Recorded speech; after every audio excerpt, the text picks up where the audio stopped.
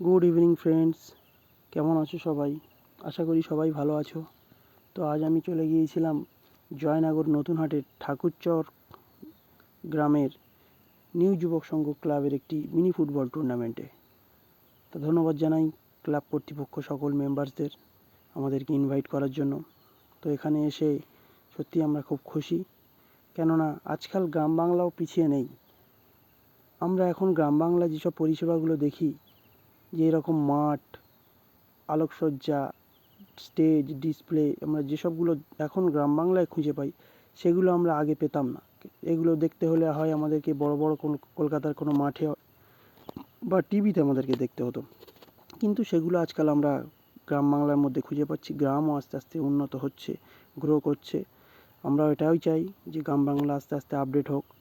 এখন যে খেলাটি চলছে, এটা দক্ষিণ চব্বিশ পরগনার একটি বড় টিম কালাম ব্রিগেড, এদের খেলা চলছে। খুব সুন্দর পারফরমেন্স এরা দিয়েছিল, খেলায় জয়লাভও করেছিল।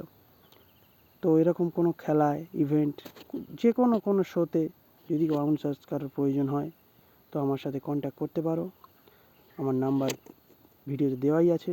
ততক্ষণে সবাই ভালো থাকবে। ধন্যবাদ।